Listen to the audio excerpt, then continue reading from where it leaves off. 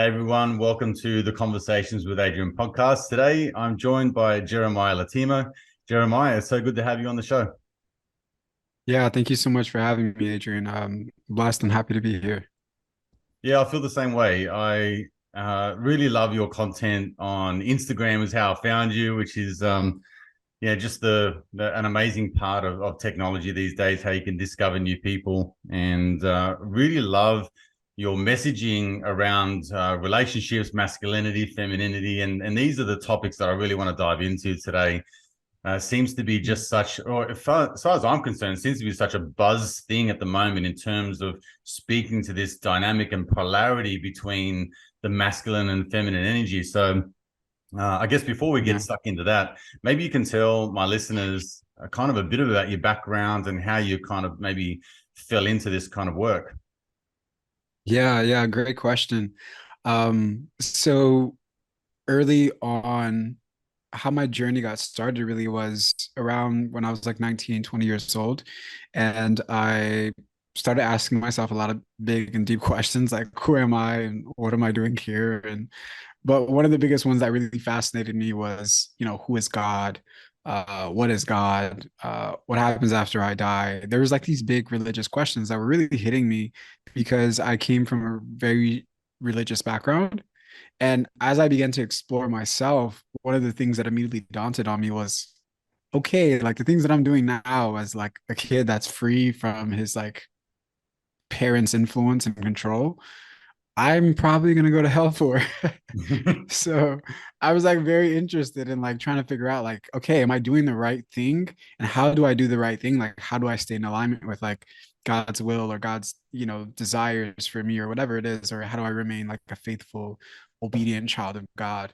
Because I was just so deeply like my parents' influence and ideas around religion was so deeply ingrained into me that I just couldn't freely become who I was wanting to become until I explore that, until I unpack that piece. Because for me, it was like, if I go in that direction, I need to make sure I touch this. I figure this whole thing out before I just shoot, you go straight forward into like my life and who I want to become. So that led me into a lot of meditations, a lot of time just spent meditating for a really long time. For about 4 or 5 years, I just spent a lot of time fasting, a lot of time doing Tai Chi, a lot of deep transcendental meditation experiences and mystical experiences that actually gave me the answers that I was looking for. But from that, all of the things that I saw and witnessed in the space that I was in, I started to gradually come back into my body. And as I gradually started to come back into my body, like a deeper sense, like a deeper somatic experience of my reality, I was like, wait, all of the things that I just realized over there or saw in this vision or saw in this mystical experience, they're not embodied in my life. They're not reflected in my relationships. Oh my God. And then so then it was just like, how do I do that? And that is really the work that I'm still doing today was all of the things that I had saw and realized while I was in these spaces for about, a deep extensive time for about 5 years. I couldn't deny that none of it was really reflected in my life. And I could articulate it, I could share it, and it was deep and true for me, but it wasn't embodied. Like I didn't embody what I knew. Like my body also didn't know what I thought or believed. And so what that brought me to was examining and reevaluating my relationships. And so when I started to look at the people that were around me, I were like, how are they reflecting this higher truth that I just witnessed? Is this relationship reflecting that back to me? Is this relationship reflecting what I believe myself to be? And then so from there, I just really, really started to unpack that. And that led me to look at my relationship with my own masculinity. And so since then, it's just been it feels like a descending into my body more and more and more and more and more. And as I get more grounded, I start to realize, oh my God, there's this whole wound that I have with my relationship with the masculine, with my relationship with the feminine. And so now that's brought me into supporting men with some of the things that I've been able to uncover and still am discovering in myself and supporting them and embodying those things and really just supporting them and thriving in their relationships, thriving in their lives in the way that they know they can, in the way they know they're destined to, but noticing all of those little hiccups or challenges or blockages that are actually inhibiting that process. Hmm. Yeah, wow. There's a lot to unpack in that little soundbite you just put there. How old are you now? I'm 28 now. Wow, wow. So after 25, I kind of slowed down on this intensive meditation and fasting, and like I was like, all right, let's Yeah. get grounded.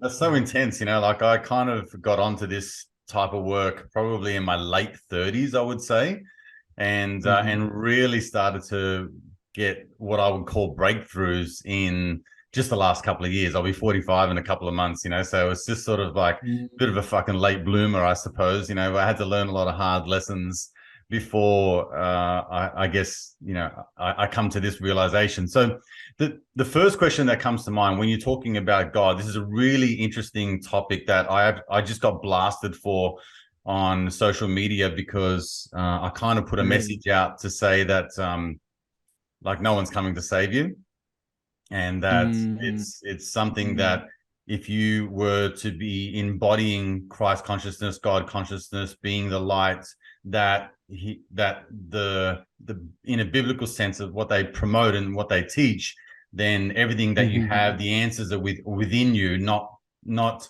outside of you. So that was the premise of my post. Mhm. I got bashed by obviously some religious folk that are quite determined to I believe bet. in I in, bet. in their thing. So you know I, Yeah. I I am very challenged by that side of it, but I would love to hear your aspect of it because you mentioned God a bunch, and Mhm. what it's like to integrate all of those lessons into life, which is I think just the theme of this last couple of years of people being out of alignment, not Mhm. congruent, not really living their truths, not doing as they say, those sorts of things. So I think all of that needs to sort of come into alignment. And my experience is this is the kind of dichotomy and that kind of that tug of war between who am I supposed to become and what am I supposed to be doing? All of those deep, dark questions. I got to tell you, it may have been daunting as a 20-year-old or 25-year-old to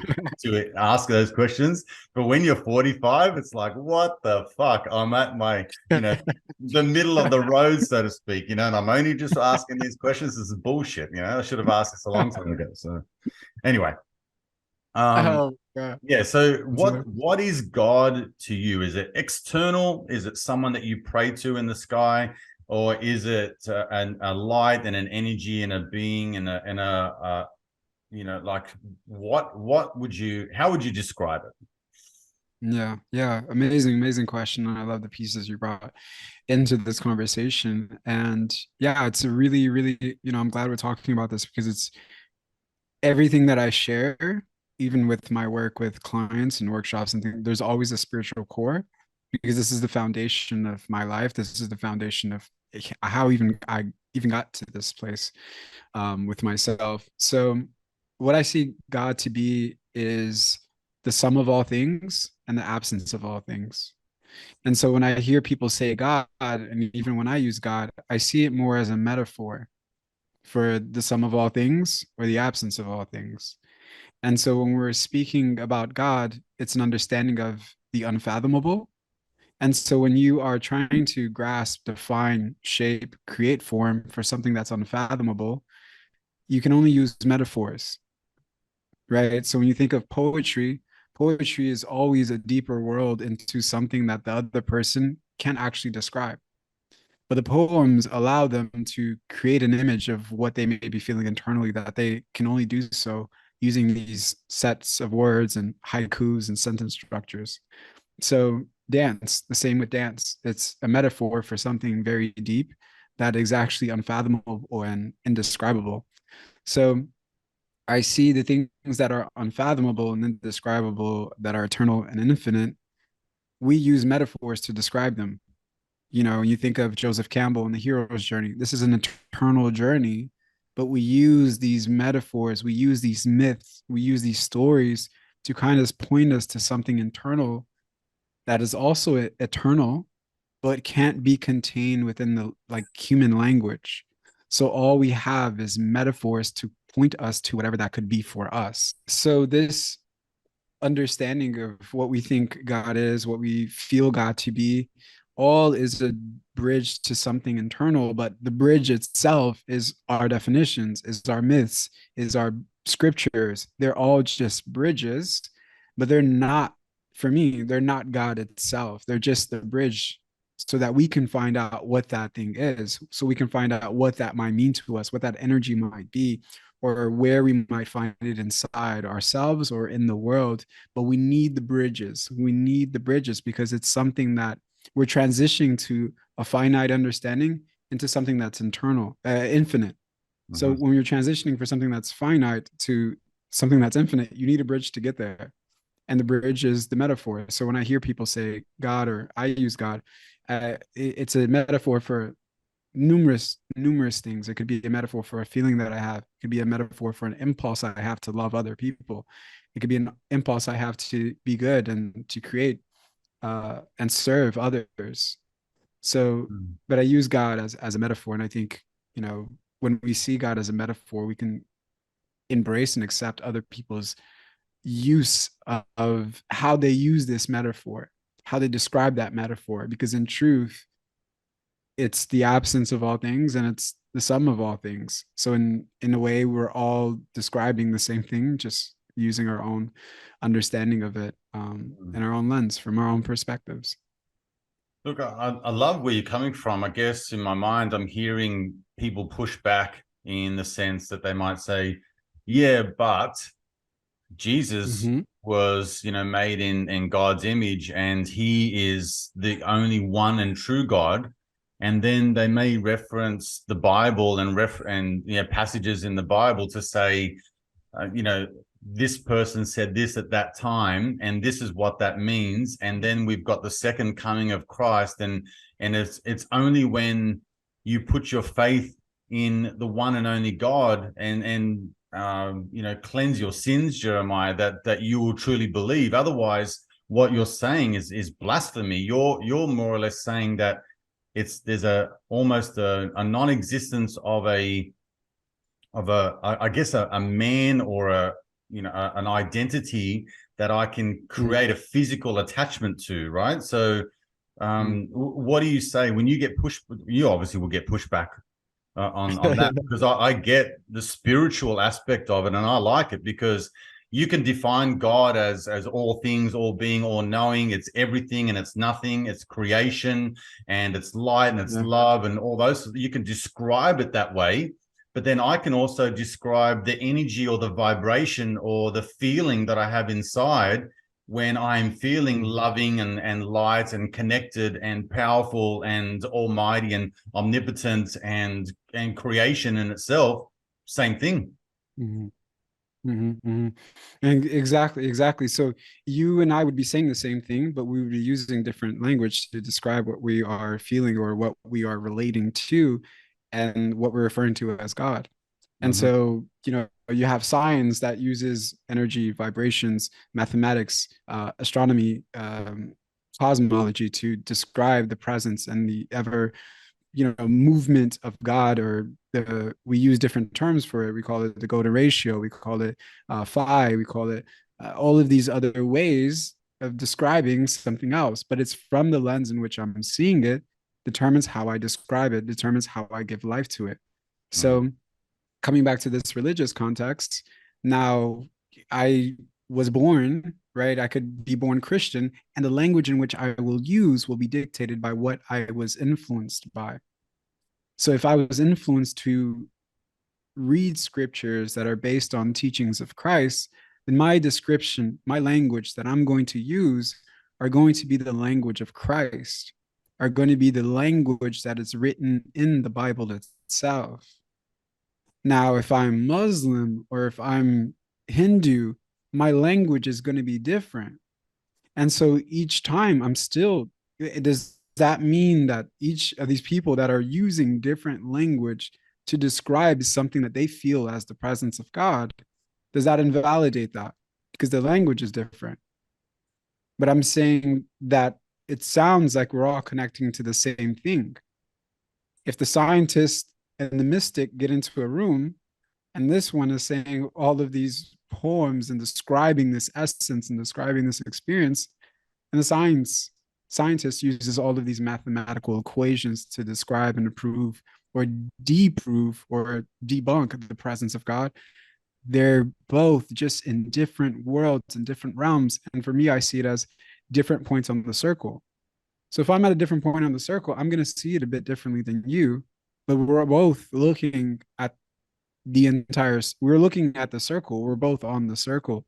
So I think when we see God as we actually embrace the understanding that it is eternal, omnipresent, infinite. How can you create limitations around that then? That then isn't a reflection of God's presence. It's a reflection of my own limiting beliefs around the presence of God. So then I have to do the work to unpack that, not look at the other person or look at the other religions and say, no, you guys are wrong. You guys need to hear it how I hear it. It's an understanding of, wait, if I really believe and know this to be infinite, then how can I limit it to a book? How can I limit it to a group of people? How can I limit it to one disciple or one leader or saint? That means it's always expressing itself. And Christ said, I am the same yesterday, today, and forever. That means in each sphere, each time, each decade, I am the same. You will always find me. That means you can find me anywhere, anytime, any place. What does that really mean when we embrace that understanding and we don't experience it? So we don't experience it cognitively, but we experience it somatically inside of our bodies of this infinite presence that we call God. That means right now, I'm here with God. And it changes the trajectory of how we relate to one another. But I think, we have to kind of unpack our limiting beliefs around the presence of God.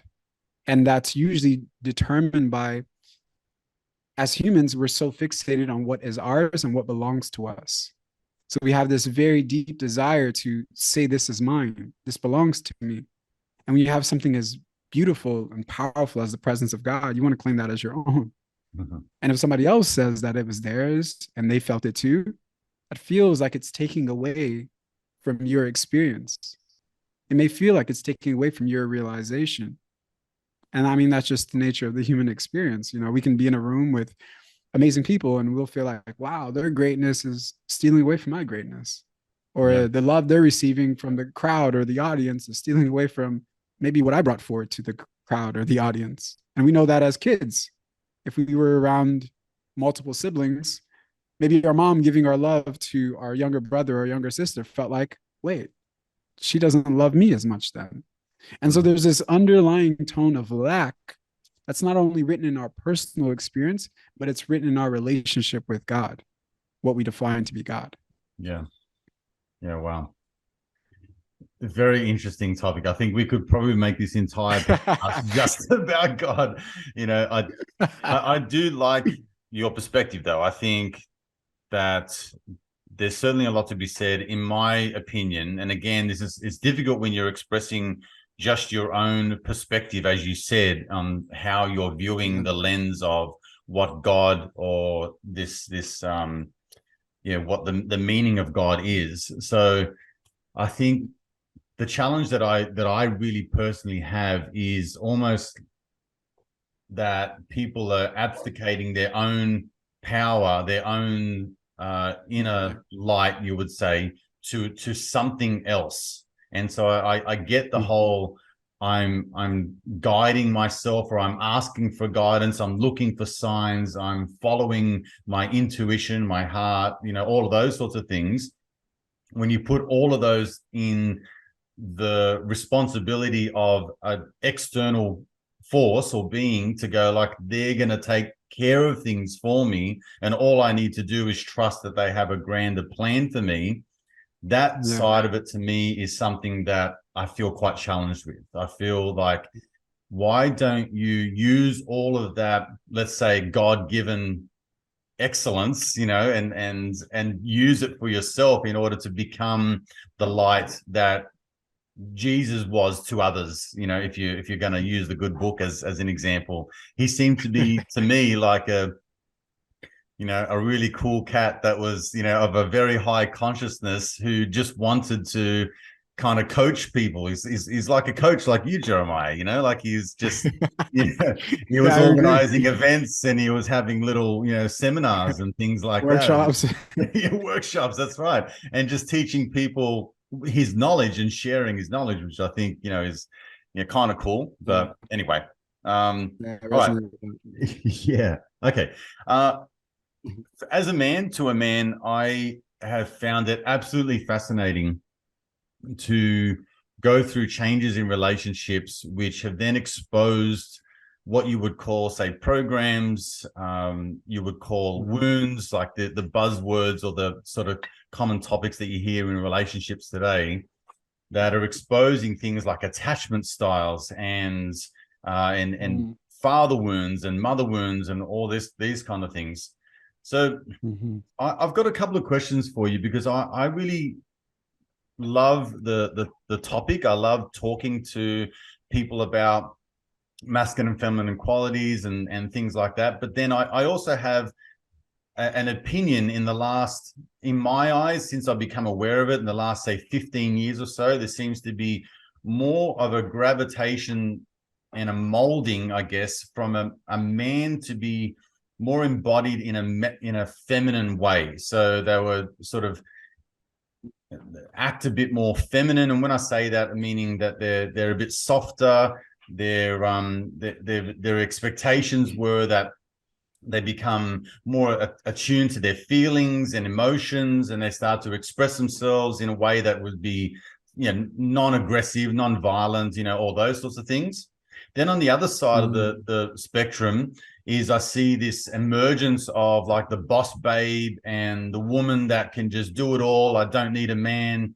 And they're starting to sort of embody this more masculine traits, just very fierce, very dominant, uh, Mhm. and kind of Yeah. like the opposite of what a man would what they wanted from a man. So Mhm. long-winded question, but I wanted to get from your perspective where you see almost like a trend, or where you see maybe the genesis of all of this kind of happening, and what you see it doing within the relationships that you coach, or even your own. Yeah, man, this is a powerful, powerful question. And I love it so much. So what I notice is the genesis of what's transpiring right now is actually a shift in consciousness. And so that shift in consciousness is going to require all of us to expand.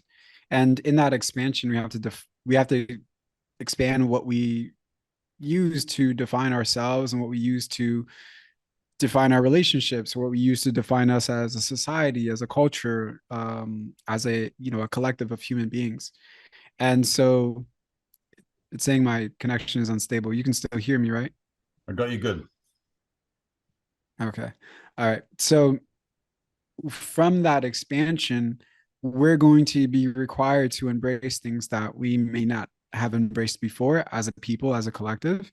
And when you look at the trajectory of where masculinity has been, where femininity has been, and when I say femininity, when I say masculinity, I'm not talking about men or women. I'm just talking about this energy that's associated itself through these certain attributes and traits. And you highlighted some of them earlier. But this energy, seeing it as an energy, seeing it as a spirit, and that energy has its own will, it has its own volition, it has its own agenda, and it needs to grow, it needs to expand. And so, what we've seen throughout the last 500 plus thousand years is that in the masculine energy, it's gone in a specific direction. And we know that direction as this a sense of, we could just label it traditional masculinity. Now, traditional masculinity is has been a result of the times that we were living in at that time as well. And what was appropriate, what was not appropriate, what was the best expression in order to overcome the challenges we were experiencing. We think of just, being a man in a certain setting where my village may be attacked by colonizers or an invading village, or I'm a warrior at a certain time of the world and where there's a lot of battles, there's a lot of genocide, there's a lot of civil wars. We think of myself as maybe I was living in the 1920s and I was building buildings in New York. There was no harness, there was no equipment. So I had to embody this level of courageousness and actually numb my own fears because I needed to build infrastructure. I had to work, I had to create things, and I had to provide and support the city in creating infrastructure and creating railroads and things like that. And I Mhm. didn't have the necessary equipment around that time. And so in each of these different decades, in each of these different timelines, there is a certain expression of masculinity that's traditional in a way and stoic in a way, very, and also removed from the emotional body as a survival strategy, as a survival strategy. You look at each of these, especially when you think of wars, when you think of this ancestral imprint, Mm. especially if me and you are on battle and you just died right in front of me. I have to numb the part of myself out that's sensitive to that experience in order to make it through the next day, in order to see my family again. I have to numb that part out. So masculinity has gone in a certain direction due to the state of the world and what was needed at that time.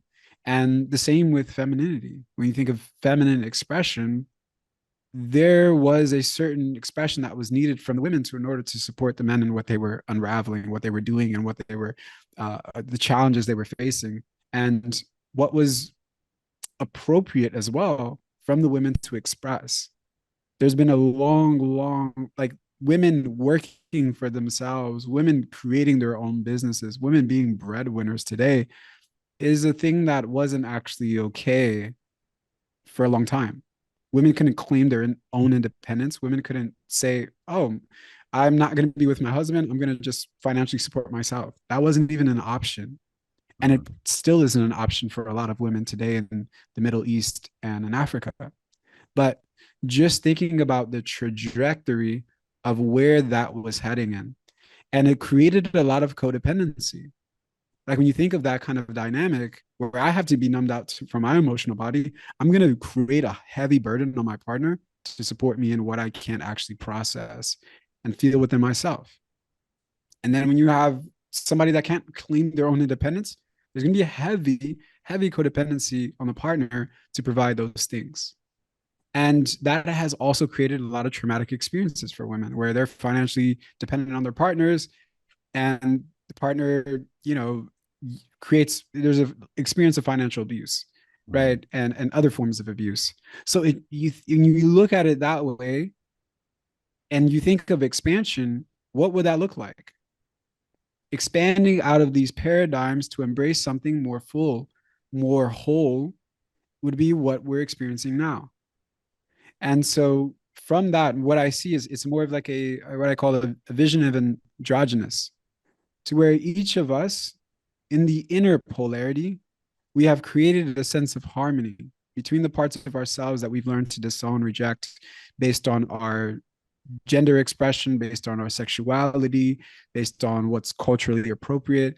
So there's an integration that wasn't really available to us maybe before, maybe to our grandparents, maybe to our ancestors, but there is the opportunity today based on how the modern world looks now, where there's just things that men can do that they couldn't do before, like host circles and talk about our feelings and Mhm. like, talk about things like this and just unpack and go really deep with one another and process our rage together and things like that.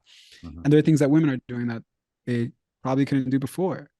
And so with that, it creates this deep expansion for a more full relationship where two people come as whole beings where they're not dependent, like codependent on one another, but there's a sense of interdependence where what you give to me, I'm capable of providing for myself, but I still want you to. Mhm. So this is a different position when we come to relationships like that. If I'm capable of holding myself emotionally, but I'm in a partnership with somebody that I still want to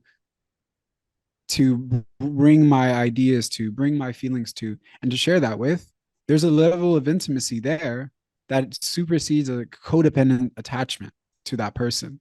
And the same for, let's say, a woman that can take care of herself and is independent. That doesn't mean she doesn't want to be taken care of anymore. It Yeah. doesn't mean that she doesn't want to connect with a man that has this provider mindset that wants her to maybe never have to work again if she didn't want to. Like, that doesn't mean that that is no longer valued. It just means that if you can't do that, I still have the capacity to do it for myself. And that creates I think it just creates an infinite, a myriad of opportunities for deep intimacy that wasn't really available to us before. So that's really how I see, what's transpiring right now. Mm. I love how you put that. I think that from that perspective, it all makes sense. I guess the challenge is that, say, from a woman's perspective, perhaps that discovery of saying, you know what, I can earn my own money. I can create a business and I can do all of these things. I can, whatever, mow the lawns, repair things around the house. And so perhaps the assumption of all of that is kind of go, well, I'm realizing in this moment that I'm not the useless woman that can't do anything that a man can do. But at the same Mhm. time, forming an opinion to go, well, actually, how much use is a man to me if I can do all these things by myself? And so I feel like there's perhaps that kind of assumption has come to them. But then I feel it's also been aided and fueled by society and how things are portrayed, for example, as in TV shows and movies and things like that. I think that there's probably like a two-pronged Mhm. approach in terms of how that's reinforced as a message to say, you know what, I don't need a man anymore. From a Mhm. male's Mhm. perspective, it's kind of like, well, I've got this internal barometer, however you want to call it, almost like a magnetism or a true north that says go out and conquer and achieve and accumulate and acquire and do great Mhm. things. And at the same time, I have a prospective partner, for example, that's like, yeah, but I need you to be emotionally available and I need you to be present with me and understand my feelings and interpret my emotions and be sensitive to the things that are going on. See, like on one Mhm. side, I need to be this dominant sort of killer, and then I need to be this soft and attuned and emotional and all these sorts of things. You're like, fuck, how many things can I possibly be as a guy? That's kind of like, man, this is a tall order to kind of put together, and that's where I think perhaps a lot of the challenges in relationships have come is because you're almost painting a picture that the perspective from a woman and both sides really is to say that it's not that I'm incapable of doing certain things and that I don't need you anymore. It's that I can do all of these things and we can complement each other. So we don't have a dependency on one another. Mhm. Mhm. And from a Mhm. man's perspective, like I said to you before, that may have been misconstrued, or another sort of opinion has formulated to say, I don't need a man anymore. And then from a man's Yeah. perspective, it's almost like, well, I'm being all of these things. I'm in touch with my feelings, and I'm trying to understand my emotions, and I'm trying to figure out why I act in anger and fear and rage and all those sorts of things, and I'm hurtful and insensitive, but I'm also Mhm. trying to be dominant and climb the corporate ladder and all these sorts of things. Like, what the fuck do you want out of me? Like and now you're saying you don't even need me anymore, right? So there's this kind of like Yeah. a camp that seems to be forming on that perspective. So Yeah. I want to maybe segue a little bit into what you were speaking to before in terms of there was a paradigm at one point in time where perhaps that was not needed from the feminine, and it was more like masculine was in this kind of, like you said, we're building or we're in wars or anything like that. But we're in quite a Mhm. precarious time in history where Mhm.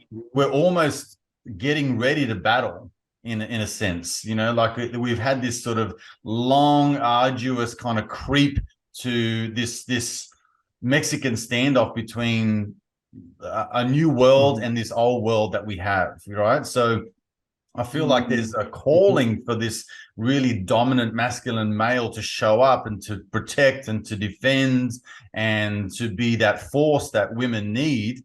And then there's Yeah, also this kind of like softness that needs to come from the feminine as mm, a nurturer and a supporter and all those sorts of things. So that to me is kind of like this dichotomy that's happening in the space at the moment. It can be really, really confusing to those yeah, who are really seeking that polarity and that kind of that draw card. Like I find from my perspective, that mhm, feminine energy, that nurturing, that softness, and all of those sort of beautiful attributes of the woman or the feminine is kind of really inspiring and really attractive. And then I find that yeah, on the other side, that kind of dominant, standing your truth, polarity, that polarization of like you're different from the status quo, or those sort of things, also has its unique attractiveness to the other side. Okay, so yeah, yeah. in your coaching, in your teaching, how do you coach men and I guess women to discern like where they need to be? They're almost like a chameleon in a sense. Like where do they need to feel into each of those energies and make sure that they're not just being more masculine in their energy and being dominant and forceful, and then the male is not being subservient or submissive or almost cowardice in a sense, like they don't have the energy or the assertion to create any kind of dominance or force or standing their truth. What do you say to things like that? Yeah, yeah. I loved, a lot of what you shared. And so, when I'm working with men, I'm supporting them in sharpening masculinity. So we're not softening it by bringing in all of these other attributes that men are capable of, but just haven't been supported by society, haven't been supported through their time being conditioned and socialized. It's sharpening their masculinity. If I'm only half of myself, and that includes you know, my assertiveness, my groundedness, my stoicism, my clarity, my ability to take action, plan things out. It's one dimension of myself.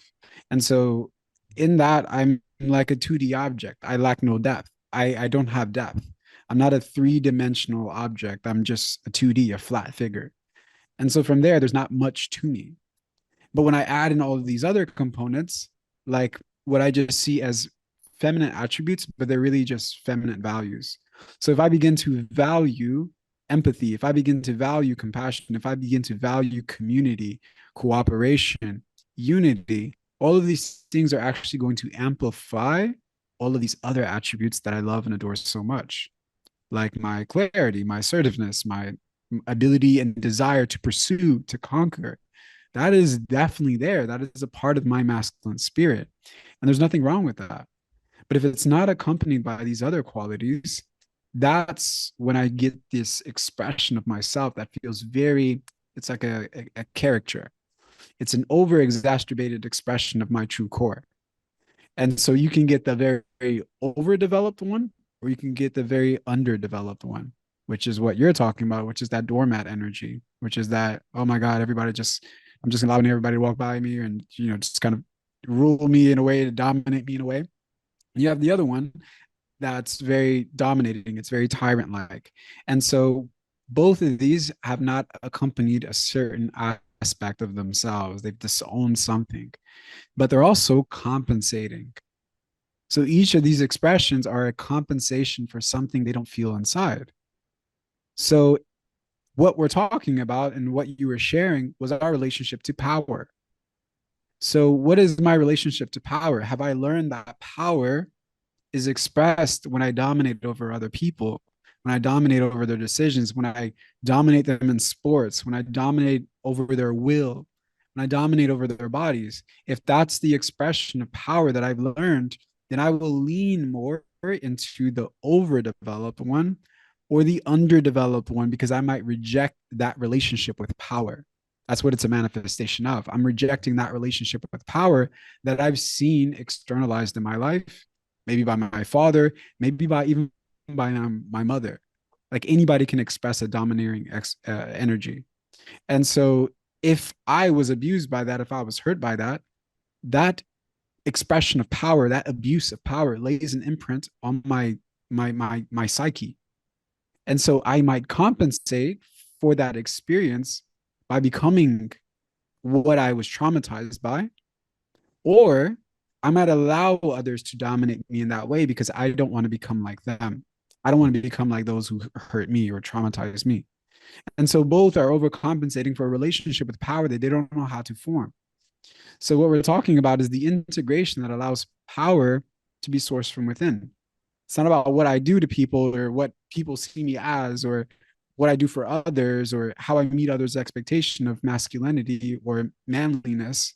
It's about sourcing my power from within based on who I know myself to be and who I know myself to be beyond this body. That is a very deep reservoir of power that's going to be expressed in this flexibility. It's a flexibility. So I can actually shift between each of these attributes. I can actually shift between these different qualities of myself. So in one moment, when it's the moment presents the opportunity, I know which ones to shift into. So I know I can shift into this groundedness, this ability to pursue, especially if you're in the corporate world and you need, like, you're the best person for that fucking job. You better activate that part of yourself. Right. And so, but when you're in the space with your young daughter, you better activate that part of yourself that's deeply compassionate, that's deeply warm, that's deeply sensitive. But if you only know how to reside within this one dimension of yourself, you miss out on a lot of life and a lot of connection. Mm. And so the integration allows us to be more full, to express more of what we are capable of, and to access the full range of our human experience. And so, and it's the same for women. They can reside in one sphere of themselves more than the other. But if they have that flexibility, even as men, we want them to have that flexibility. For example, I might be in a relationship with somebody that I really care about. I might do something that probably hurts her, or I might be blind on a behavior that I have that is maybe unhealthy. I need my partner to be able to assert her worth in that moment and say, I don't really appreciate you doing that. This is something that I really want you to work on. How can we talk about that? How can we collaborate on getting you the support that you need with this behavior that keeps coming up throughout the 3 years of our relationship? I need her to have that ability to challenge me as a man, as a protector, as a provider, to support me in evolving. I need that mirror. This is what the relationship is for. But if she doesn't have the capacity to shift into that, I don't, how is she actually supporting me in my journey then? If all she does is kind of, that's when it becomes mothering. Because if my mother is not going to challenge me as a boy, she's not going to look at me and like, you're not. My mom is going to protect me from the experiences that I can't actually process because she knows that I don't have the capacity to process that difficult experience. So she protects me and shields me. But imagine if my partner's doing that. Oh my God, he's afraid of rejection. Oh my God, he's going to think I abandoned him. So she protects me and shields me from that possible pain. But how is that ever going to allow me to grow and evolve as a man? How is that going to allow me to challenge myself and to exceed my own expectations of what I'm capable of? So, as much as I need that flexibility, I need my partner to be able to shift gears in the moments where I need her to shift that gear.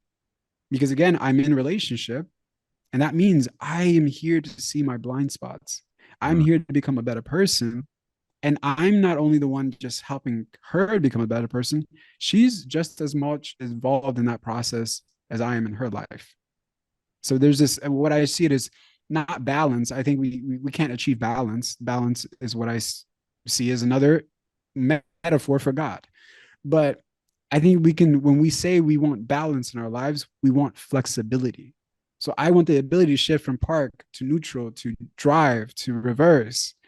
That creates a very different experience. Imagine if my vehicle could only move and drive. It's not a very powerful vehicle. It's not something I would want to be driving all of the time then. Very And limited. so I think in our relationships, we're developing those flexibilities, those capacities to actually shift gears. Mm. What you said is so powerful too, because in that particular dynamic, if but you also you would need to, if that example that you gave, you would need to be in a position where that flexibility would have to allow you to not see that as confrontation, conflict, rejection. Mm-hmm. You would have Exactly. to allow yourself Exactly. not to see that as an attack on you personally. Exactly. You'd have to almost objectively see it as something that is an opportunity to work and go Mm-hmm. deeper on. In the Yep. same, you would have to reflect that with not the equal and opposite reaction, right? Oh, but you're like this. If Yeah. you Yeah. weren't like that, I wouldn't be like this. Yeah. So the Yeah. thing that I love about what you That's said, powerful. Jeremiah, is that when that opportunity arises and you both go deep with the intention of understanding and growing and using that opportunity to say, look, there is something that I want to be open to learning in this scenario. And I also want to make it Mm-hmm. right. I want to make it good. And the outgrowth of that is an intimacy that I Mm-hmm. don't think is ever achieved when all you're doing is putting someone in their place, or like you said, you're mothering someone to the point where they never get faced with any objection, rejection, Yep. abandonment, or whatever. Yep. So all of a sudden they're just like, well, I've never really had to worry. My mum's always tied my Mm-hmm. shoes, made my lunch, ironed my clothes. Exactly. So like I Mm-hmm. don't really know what it's like to be left alone in the woods to fend for myself and Mm-hmm. figure shit out. So that Yeah. takes quite a level of consciousness and awareness from each party. Yeah, because like it's Mm-hmm. almost like the mirror that they're projecting their own sort of wounds from is something that if you're not consciously aware of what's going on, you could easily Yeah. take that as she's just a nagging bitch, or he's just an insensitive prick, like they Yeah. kind of Yeah. just cut that person off, and Mm-hmm. that relationship can dissolve quite quickly, or just be a very fruitless relationship for many years, and it's just something that you tolerate because the dogma of society is that it's to death do we part, and we Yeah. don't divorce and all those sorts of things because we just stick through it because there's always hard times in marriages, but there's never usually 20 fucking 5 years of hard times. It's usually always like, maybe little passages of bits and pieces. So, it's not a death sentence.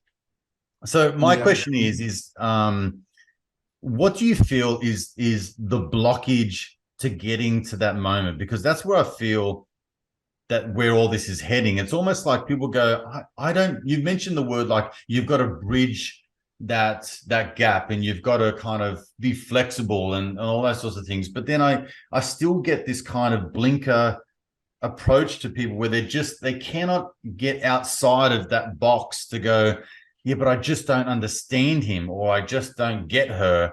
And, I don't know how to move forward with all of this. Where do you see is the Mm-hmm. main blockages to that kind of limit people's perception of how their relationship could evolve to such a point where that dynamic, that polarity, that vulnerable essence that creates that super juicy closeness and Yeah. intimacy that is just, not attainable, in my opinion, any other way. Yeah. Yeah. Yeah. Yeah, it's really powerful because it brings us to looking at the partners we choose and the people we surround ourselves with because you can't do that type of work with anybody. Like I've tried it with an uncle of mine. It just didn't work. No matter how committed I was to seeing him in his essence, no matter how committed I was to being more compassionate, it just didn't work. And I'm pretty sure other people can relate to their own romantic relationships where no matter how much compassion you brought to their life, no matter how much care and love you brought to their life, they're just something that just wouldn't budge. They just kept resisting. They just stayed in their own spiral of unworthiness or, narcissism, whatever it might be for you. And so And this is why, like in our relationships, there's an essence of compatibility that's required. And that essence of compatibility actually makes this other process a lot more possible. So if I'm with somebody that isn't interested in doing this type of work, that's an incompatibility. And no matter how hard I try to drive this message home, no matter how much I become an instrument of love and Christ consciousness or all of this stuff, it will not penetrate because the person themselves have not made the internal commitment, the internal discipline, the internal dedication to confronting themselves. So no matter what I do, I can't penetrate that. That's an internal job for the other person to unravel, unpack, and then invite me into.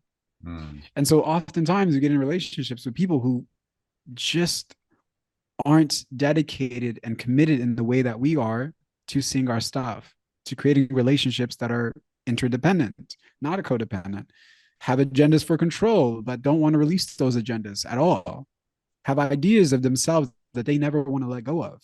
Mm. Maybe we might feel that to our own extent some way, but there's an internal commitment that we have to actually confront that, to actually address that.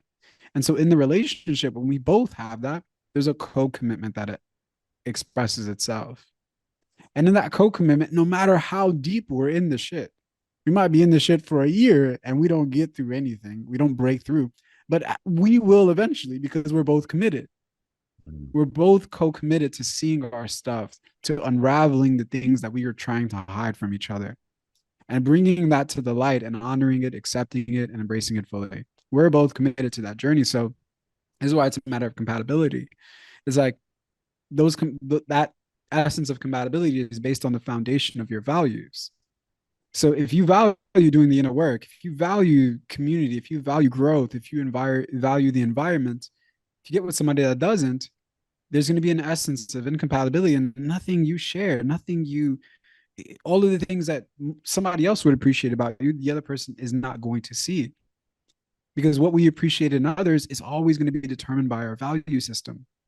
So Mm. I appreciate you as a man because, again, our values are aligned. I see the work you're doing. I see your representation of masculinity. I see your embodiment. And I can appreciate and extend gratitude to you because it's filtered through my own personal value systems. So if you and I were to walk in a room and there's somebody that has, let's say, a Gucci purse on or Gucci shoes, if my value system does not value designer clothing, I won't appreciate that. My eyes won't even gravitate towards that purse or towards those shoes.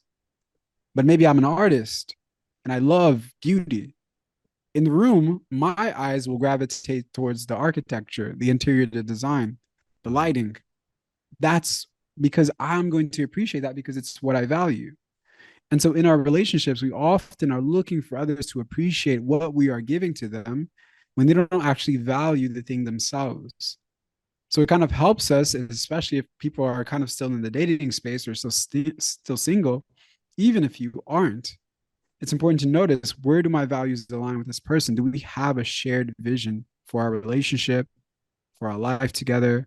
And when it comes to the things that I value, do they also value those things? And it doesn't have to look picture perfect. There's just enough. You want to look 80%, 80% to the point where you can make it through those tough periods because you guys know you value the same thing. And Mm. if one of those values are doing the deep work, looking at each other, going deep with one another, then all of this other stuff becomes more possible. But that foundation actually will allow you to stand the test of time. But if it's just built on interest, like we talk about the same things, we do the same things, we like the same food, we listen to the same music, that's not a value system. That's not a foundation. That one's doomed to crumble because the music I used to listen to when I was 15 isn't the music I'm listening to now. That's right. So it's those interests are always going to change. Even me when I turn 55, like I'm not going to be doing the same things that I'm doing right now. Sure. But my values are always going to be the same. They're only going to be polished and refined. But my interests are always going to shift and are subject to change. So most often we build relationships based on this desire for sameness, and we confuse that desire for sameness as compatibility. Mm. Oh, you're the same as me. Great. but that's a reflection of our inability to look at ourselves. Because when I have somebody that's the same as me, there's very little room for inner exploration because you constantly affirm what I believe, right? There's no room for opposition, conflict, disagreement. You are just like me. And that's a Mhm. comfort. That certainty brings me safety, but that's not going to bring me the growth and the evolution I want. Yeah. Fuck, you just spelt out the first 20 years of my marriage. So, Oh my God.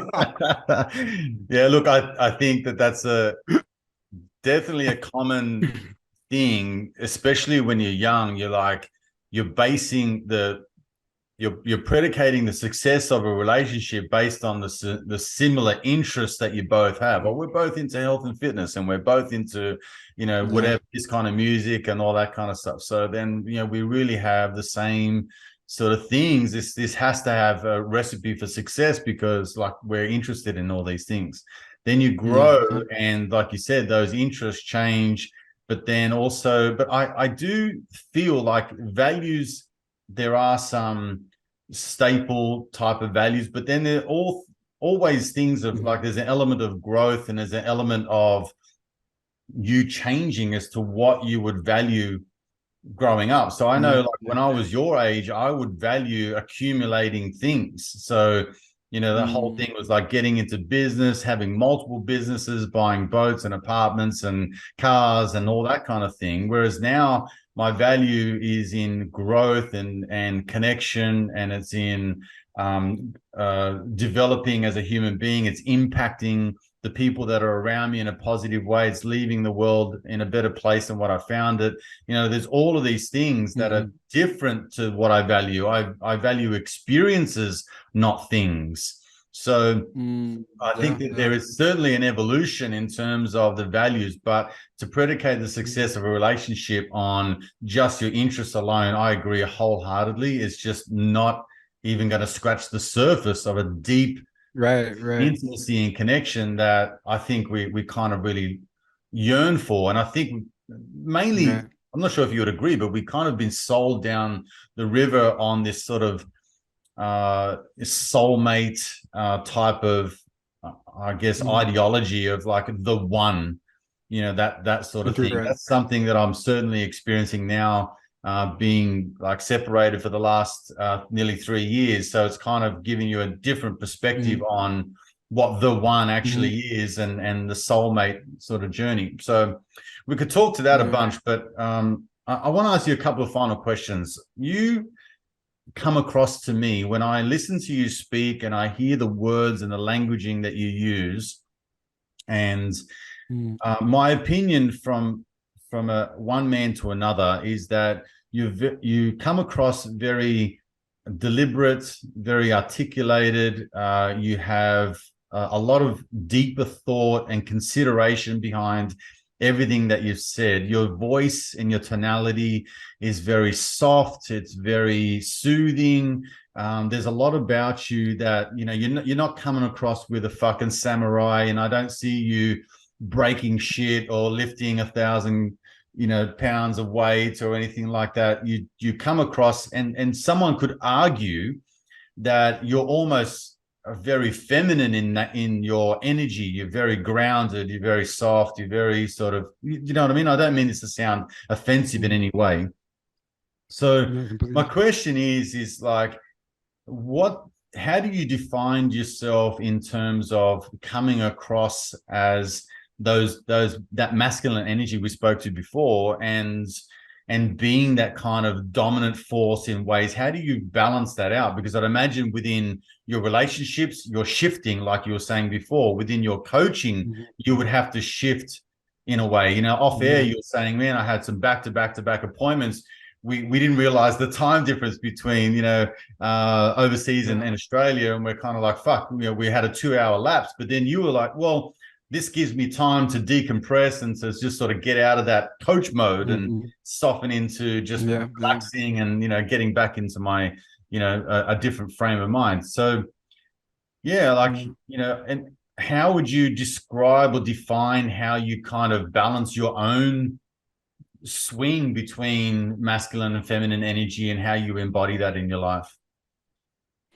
Yeah, thank you for that. Yeah, right now the relationship is ever evolving. It's an ongoing conversation for me. And I would say, just to maybe give more origins to what it was like before, was that based on my childhood wounding, based on my relationship with my father, my older brother, the men around my life, the people that I considered my friends at a very early age, and the trauma that happened in those experiences ended up leading me to essentially disconnect from the masculine. It created a wound inside of me. And that wound ended up leading me to essentially do a chemotherapy approach, to where instead of noticing the good cells and then weeding out the bad cells, I annihilated everything through the process. Hmm. And so for me, it was masculinity. I didn't weed out like, oh, like the assertiveness is good and being grounded and like pursuing and like creating visibility for your gifts and being in your power. Like those are great things. I just annihilated it all. And I'm like, I don't want anything to do with this. And so I pushed against it. And in that process of me pushing against it for so long, because I didn't want to become what I saw in my life or who people that abused me, I didn't want to embody any traits similar to them. But in that process, I ended up forming a very deep connection and very deep attachment to my own relationship with my feminine attributes and my feminine self. And so that led me to have a lot of very female friendships where I felt so understood. I felt so safe. I felt so clear with the women I was connecting with and just as friends. And when I would be around men, I would shrink, I would close, I would constrict, and I would embody maybe a character of myself that was very small. It wasn't really based in like who I really was. And throughout that time, there's been a deep integration of this other piece through the healing of my own father wound, through the healing of my relationship with the masculine that's created such a deep integration for me that is actually allowing me to, like I said earlier, be in this mode and then being able to shift gears and decompress, kind of feel into my body. How do I feel? So for me, it's this piece that I've been able to bring back into my life that I've noticed I've always had a relationship with. I can't actually disconnect, even if I wanted to, from my masculine or my feminine. It's just how are they expressing themselves when I'm unconscious? So even my relationship with my mother, no matter how much I don't like her or how much I love her, no matter what relationship I have with her, I'm going to be connected to her regardless. And so I feel the same with these energies. Like my whole life, I've still been connected to them, but I just wasn't conscious of what that connection was. And so right now, my relationship with both of these energies is a different level of consciousness that's kind of being brought into my masculine piece. And how can I integrate this more? And through partnership, I've been bringing all of these aspects online through my work. I've been bringing all of these aspects back online. And it's felt really great. You know, it's felt really great to be able to bring these parts of myself that I've essentially just disowned out of fear of what they might mean about me or my identity. And so what you sense for me is a very integrated feminine, that because I spent so much time with my feminine energy, relating to it, understanding it, unpacking it, sensitizing myself to my emotions and feelings and my somatic body and all of these things. Like I spent so much time in that sphere of myself that that's what you're going to pick up. That's what you're going to sense. And so that's really because I spent years even in the meditations that I was sharing, even in my relationship with God, I embodied a very feminine approach to relating to God. I wasn't reading books. No, I didn't read any books. I wasn't going about the scholarly masculine approach where it's like, okay, we're dialing down, let's do the research, we're doing the study. It was a very intuitive lens that I went through where I constantly kept tapping into this energy of surrender, to where I was allowing myself to just receive. Like I'm in this feminine state where I'm just constantly receiving, where I'm Mm. listening, where I'm open to what is like being downloaded into me, what is present in my environment.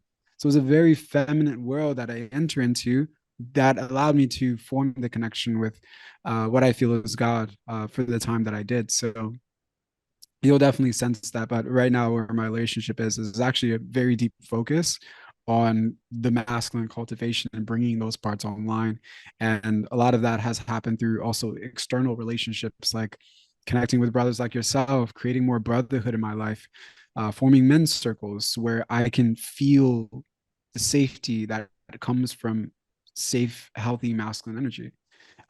That's refined, that's mature, that's healthy, and there's been a deep embrace of that, and it's brought a lot of healing for me. Through years of just being traumatized and feeling danger. Anytime anything masculine came up, I was like, whoa, whoa, So now there's like this deep welcoming of that part of myself and in others. Yeah, wow. Yeah, I guess look, my lens is really only what I see through the screen, and I realize that there's a dynamic to everyone's persona and personality, and the things that they do outside of, like, for example, what you see through Instagram or a webinar or a coaching and stuff like that. Because, like you mentioned before, you kind of go into these modes, and you shift in terms of your Yeah, dynamics, yeah, I guess. So yeah. that's really interesting. Finally, I want to touch on intimacy, Mhm. as in physical intimacy. I think that what we've discussed in this conversation is a lot about self-diagnosing, self-actualizing. There's a lot of understanding of just how one ticks and what's going on, trying to scratch the surface to see where are the origins of all of these types of feelings and emotions and behaviors and patterns that I can see emerging. So Yeah, when you get to that point where you feel like, like I'm truly understanding myself, I'm also understanding, like you were talking to before, that there is someone who is invested in the same uh, outcome as what I am. They want to figure shit out. They want to get yeah, to yeah. a higher state, another level. They just don't want to settle anymore for just the status quo. So when you finally Mm, find someone like that, it creates obviously an energy and an attraction that leads to, in most cases, I would say, some sort of physical intimacy in that type of relationship. So mm, how do you, I mean, I guess where I'm coming from is that there's we're talking about something that's external, that might be just you and I interacting man to man, or how we're yeah. interacting with our significant other. Okay, so our partner. Mm, But how do you translate that into the bedroom in such a way that allows for that to be um, manifested, I guess, and explored even deeper on another level of connection and love and intimacy, that also yeah, has that beautiful polarity and dynamics of the masculine yeah, and feminine energy? A very broad question, and it's hard to sort of go into the specifics of it, but I mean, is that yeah. I know something what you that I could ask you in terms of how would you coach someone into that, or like how is that next level of intimacy achieved in the bedroom, when you now discover that you've got someone who wants to do the work and that wants to grow and yeah. and evolve together? Yeah, yeah, man. Beautiful question. Yeah, it's so important in this work because, I think there's a whole song about it. I think it's I want sexual healing or something like that. Yeah, sure. Need Marvin sexual Gaye. healing. Mm. But part of the healing is in physical intimacy. And healing can also be found in the absence of physical intimacy, but there's also a plethora and a myriad of possibilities for healing in the experience itself. And that's really, when we're talking about that level of co-commitment to doing the deep work, to unpacking our stuff in the arena of physical intimacy is where most of that stuff is going to be present. Mm. So this is the most vulnerable space. You're the most naked, literally, when you're physically intimate with another person. So all of your stuff is literally visible. Like literally all of your stuff, both internally and externally, is completely visible to the other person. And how we compensate for what we have not learned to accept is going to be visible in our quote unquote performance. And so in that experience, there's so much when two people are co-committed that is visible and able to kind of be explored in a new way. For example, as men, we're goal orientated when we walk into that experience. But this is what I mean. We're not able to shift gears. If I'm one dimensional, I'm just all about wham bam, thank you, ma'am.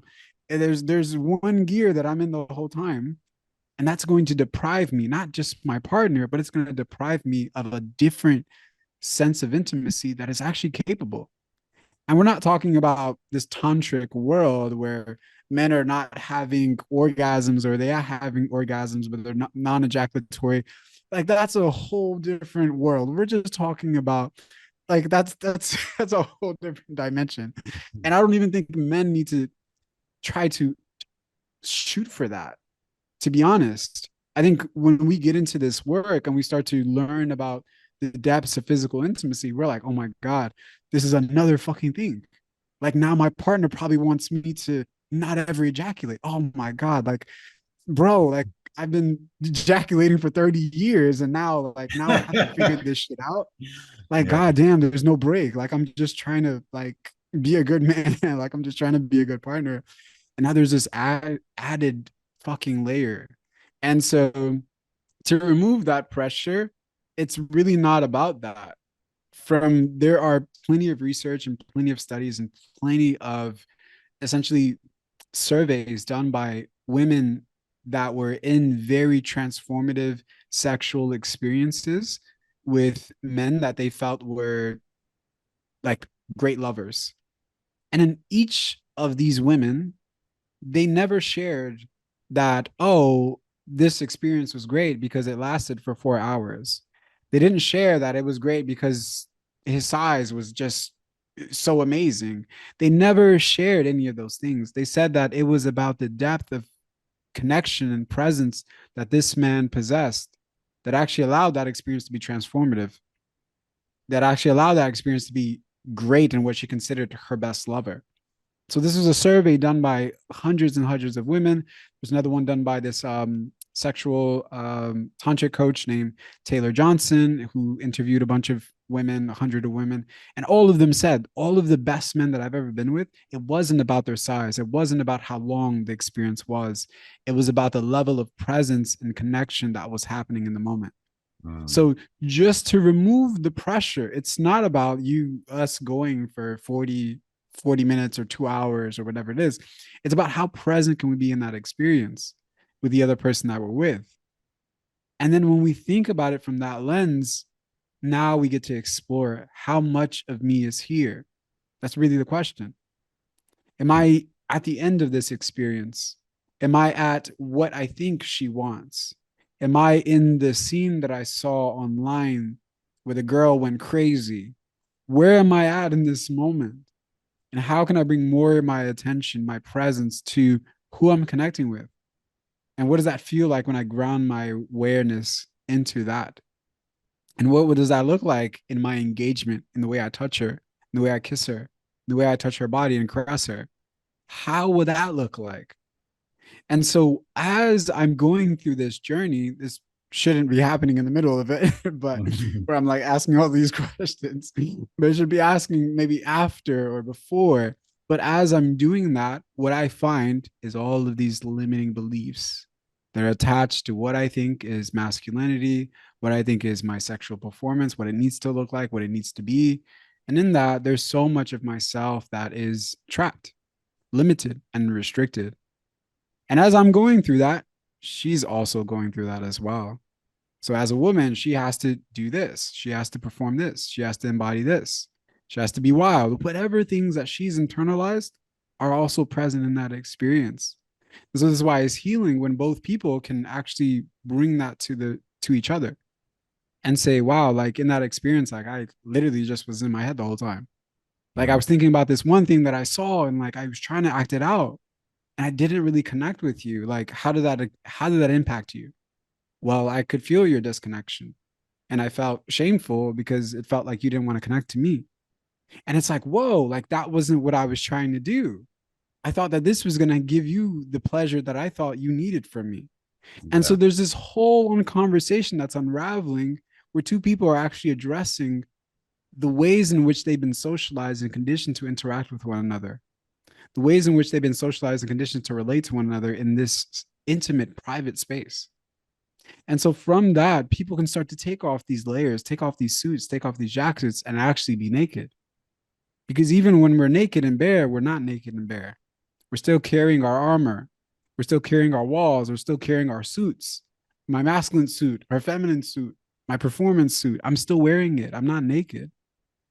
And so from that, we actually get to discover what is genuine for us. And in that authenticity, in that sincerity, in that connection, there's going to be definitely some polarity because I can find what I really, really want to express, what I really want to embody in this experience. But it's from a place of authenticity.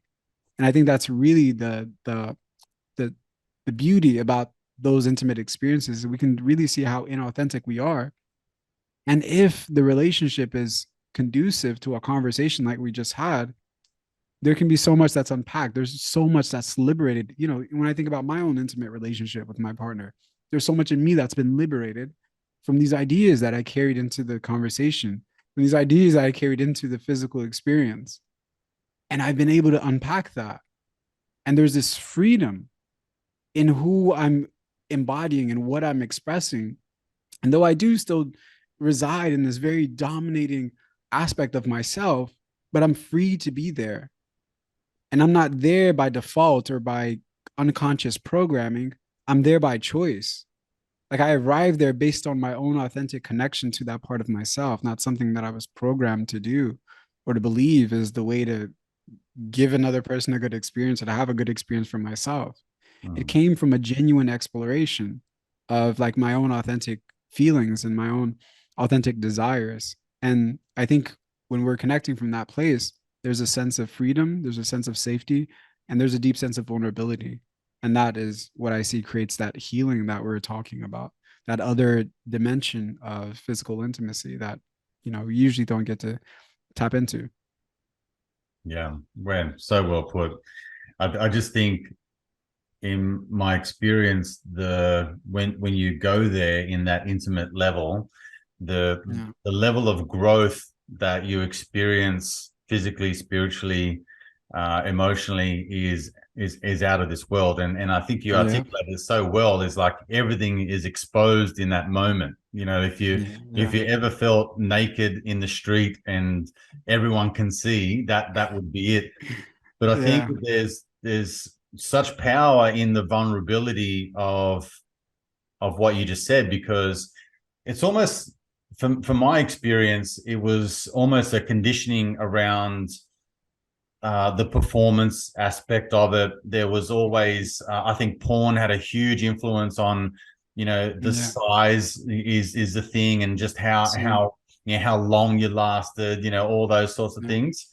Yeah. But then I also, for me personally, it was never wanting to express how I truly felt, or what my true desires or needs were, in fear of rejection and being Mm, seen as something different to what I was projecting. So yeah. it was almost when that barrier got let down and thought, you know what, I'm going to lay it out on the table. And if it's something that you're willing to explore with me in terms of, Mm, let's have this conversation, let's learn each other mm, before we sort of get into everything. Like, let's kind of figure this stuff out. It's almost like back in school in my day, you go to the back of the book and that's where all the fucking answers were. So like you always had, you had the answers at the back of the book. It's like, let's learn each other first and go forward, yeah. because this can be quite a magical experience, as opposed to thinking we're figuring it out as we go, and then years down the track,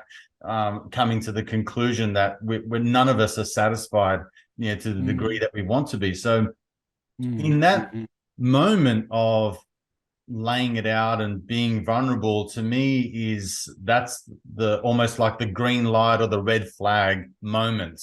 So if mm, we're willing to go down this path and be vulnerable with each other and expose ourselves to the degree where we feel like, I'm allowing you in and you're allowing me to penetrate, in a sense that I'm going through that. You're receiving me, and I'm entering into a space that you otherwise would disallow, Yeah. and I wouldn't do that the same way. That in itself is a powerful barrier to break.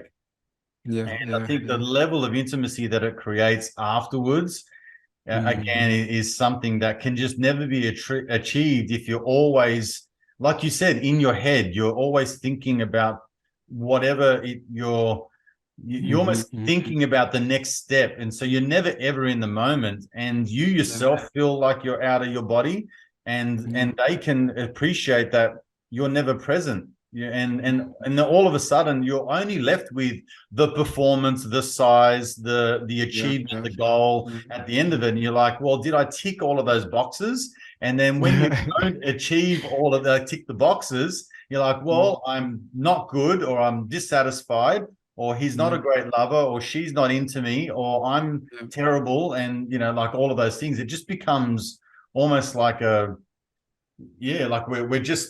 we're kind of ticking boxes. And just, if you complete all of these steps, it's a win. Yep. Yep. Yep. It, Yep. it's Yep. Yep. there's So nothing more deeper than that, which is really mm, sad in a way, because it's I very, lived a very. lot of years like that. That was kind of like, fuck, here I am. All I had to do was just be open and vulnerable and honest, and all I had to do was just expose myself. And if you were to receive me in a way that was all in a mirror reflection the same, it would Mm, work. And if you don't, then that would be the opportunity then to say, are we working through this, or are we, or we're yeah. not doing it? So Yeah. and then the power and the dynamic becomes really, really interesting, because you're now not looking to satisfy a need or a want, for the Mm, simple fact of just going through the motions, or the end mm, goal is to, like you said, ejaculate or whatever it may be. yeah. It becomes very, very different perspective on how you view things, Yeah.